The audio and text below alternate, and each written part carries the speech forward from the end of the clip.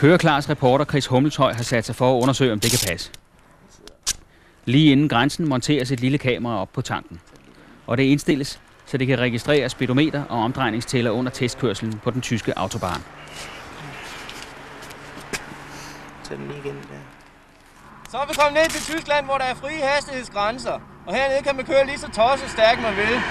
Så det rigtigt passer. Den her, den kører 300 km/t. Hold nu godt fast derhjemme, for det her det kommer til at gå stærkt. God tur.